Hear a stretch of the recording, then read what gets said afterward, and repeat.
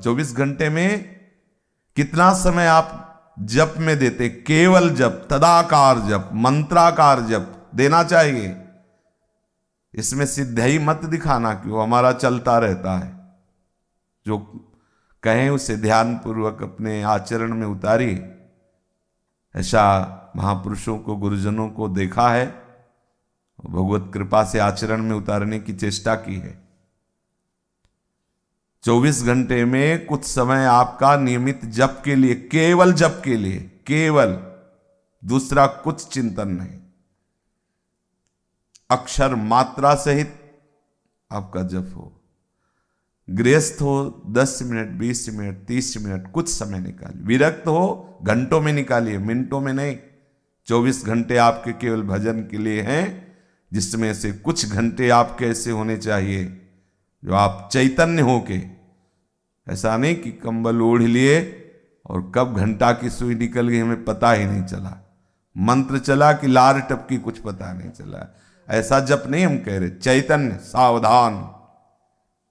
जिसको नींद आने की संभावना हो आंख मूंद के भजन न करे।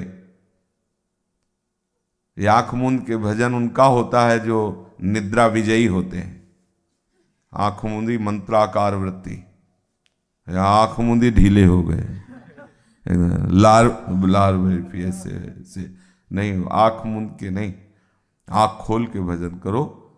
अगर फिर भी आपको परेशानी होती है तो ठंडा जल रख लो एक कमंडल में, थोड़ी थोड़ी देर में ऐसे अपने नींद से लड़ना होगा। कुछ समय आपका जप का होना चाहिए। आप नियमित संख्या में, नियमित समय में आप जप का अनुष्ठान कीजिए।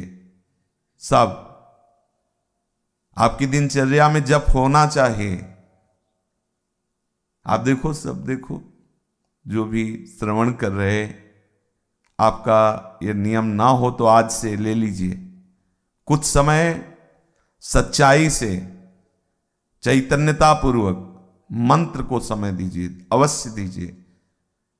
शांत भाव से बैठे हैं, या तो मन माला से जप रहे हैं, या कर माला से जप रहे हैं, या तुलसी माला, जो भी गुरु प्रदत्त माला है, वो केवल जप के लिए। सावधान रहिए, कोई सोच नहीं। जब कोई सोच होने लगे तो तुरंत काटिए कि ये समय जप का है भाई, हम सोचवा लेंगे बाद में, हम आपको सहयोग करेंगे, आप इस विषय के निर्णय करना बाद में। जब मन कहे कोई बात चलाए तो उसे कह दो कि हम आपको समय देंगे, अभी ये समय हमारा जप का, थोड़ा आप हमें सहयोग कीजिए, अभी हमें, बाद में हम। ये बड़े न्याय चलते रहते हैं, कोई मतलब नहीं। कहीं की बात ला के प्रश्न, उसका उत्तर, उससे उसको ऐसा करना चाहिए, क्यों नहीं करता? यही है, दुर्गति भोग रहे और खुद अपने दुर्गति में। माला चल रहा है, अपनी दुर्गति नहीं देख रहे कि हमारी दशा क्या है, हम बैठे किस लिए हैं, कर क्या रहे हैं, और इधर उधर। उस समय मन को डांटना सीखो, हमारे साथ आओ, इस समय हमारा जब समय का है, बाद में हम आपका सहयोग करेंगे, आप हमारे सामने फाइल रखना, हम उसे देखेंगे, लेकिन इस समय आप हमारा साथ दीजिए। थोड़ी देर फिर वो भागेगा, फिर उसे लाइए। कुछ समय तो आपका जप में, और कुछ समय आपका पाठ नहीं, स्वाध्याय में जाए। पाठ नहीं कह रहे हम, स्वाध्याय। स्वाध्याय होता है जिसमें बाहरी शास्त्र सूत्र लेकर अंतःकरण से उसे उतारना, स्व अध्याय। आप अपने हृदय को पढ़िए शास्त्र सूत्रों के साथ। श्रीमद् भागवत का 11 स्कंद, चाहे जिस संप्रदाय के हो, सबके लिए है। श्रीमद् भगवत गीता जी के भक्ति योग के अध्यायों का,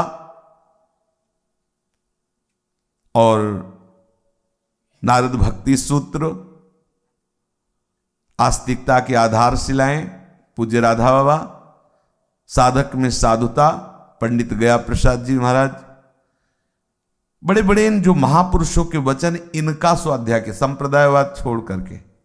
किस संप्रदाय के हैं? सिद्धांत में संप्रदाय नहीं होता, रस में होता है। हम स्वाद लेने के लिए सहचरी भाव में हैं, लेकिन सिद्धांत तो वैदिक ही रहेगा, इसके अलग नहीं होगा। चाहे जिस संप्रदाय में हो, सिद्धांत वही रहता है।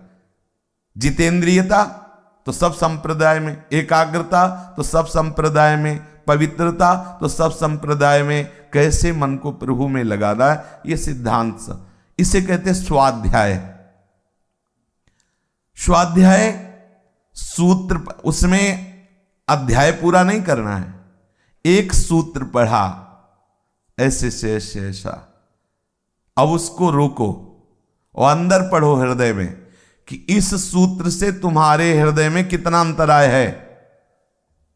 अंदर पढ़ा, क्योंकि आप अपने रजिस्टर को, हृदय के रजिस्टर को आप ही पढ़ सकते हो।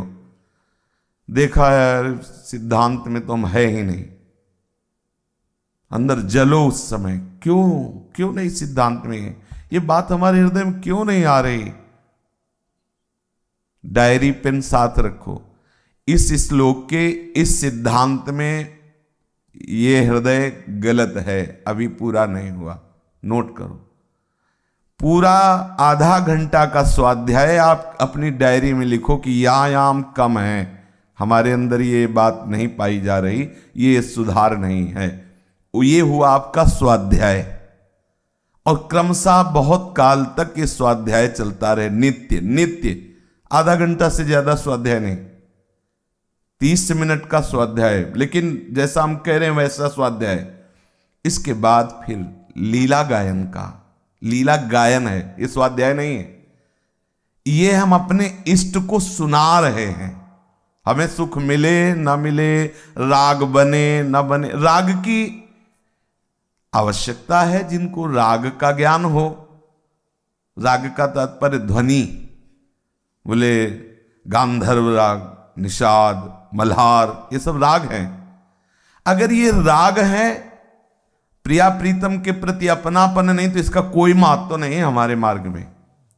मानत अपनो भाग, राग करत अनुराग बिन, दीखत सकल अभाग, दीखत सकल अभाग, श्री हरिवंश कृपा बिना। हमें जैसा आता है, ये स्वाध्याय नहीं है, ये लीला गायन है। अपने इष्ट के समीप या कहीं भी गायन करेंगे तो इसकी पद्धति है, गायन के पहले आपको भावना करनी होगी, हमारे इष्ट बैठे, मान लो आप यमुना किनारे हैं, गायन कर रहे हैं, अब थोड़ी सी सामने ऐसे बालू की गादी बनाई, भावना की, प्रियालाल बैठे यमुना के पावन पुलिन पर, विरक्त है, आपके पास कोई आसन तो है नहीं, अगर है तो वाणी में हम आसन रखते हैं, वही आसन वाणी वाला विराजमान कर दिया, भावना की प्रिया प्रीतम अब सुना रहे, जोई जोई प्यारो करे सोई में भावे।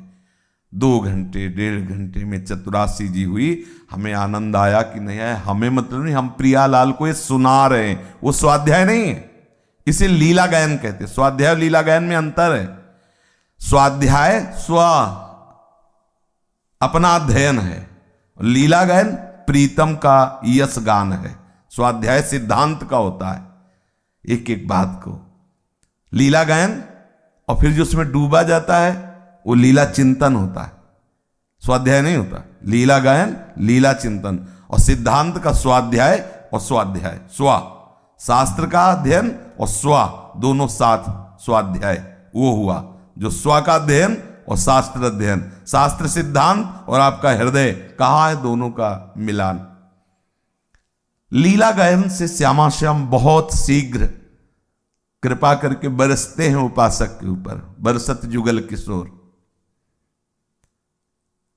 फिर शेष समय में परिचर्या आराध्य देव की, गुरुदेव की, मंगला से लेकर शयन तक आपका जो भी समय, यदि आप गृहस्थी में हैं तो आप अपने अनुकूल देख लीजिए, अगर विरक्त है तो सत्संग, स्वाध्याय, मंत्र जप, नाम जप आदि के जो नियम हैं उनके अलावा जो आपका समय सब सेवा में जाना चाहिए।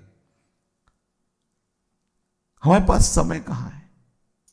आप जिस कुटिया में, वो महल है श्री जी का, छोटी सी कुटिया है मानो, वो महल है, आप उसमें सोहनी लगा रहे हैं, पहले फूल सोहनी लगाई, फूल झाड़ी, फिर पोछा लगाया, श्री जी के पात्र मार्जन किए, सुंदर सुंदर अनुकूल जल रखा, स्नान करा रहे, और चंदन के साथ चंदन लगा रहे, पुष्प जैसा जो भी श्रृंगार कर रहे हैं, श्रृंगार आरती, जो कुछ नहीं है तो 4 मिश्री के दाने, थोड़े थोड़े 4 किशमिश के दाने। 56 भोग लग रहा है हमारा, बाबा जी हमारे पास कुछ, और ये इतना सबके पास हो सकता है, ना हो तो ले लेना, मिल जाएगा। 4 किशमिश के दाने, 4, हमारे पास तो किशमिश के दाने भी नहीं थे, मिश्री थे, गोस्वामी जी जाते थे, पूछ लेना। मिश्री का इतना टुकड़ा, और उसी में भावना कर रहे हैं, भोग लगा। समय कहाँ है?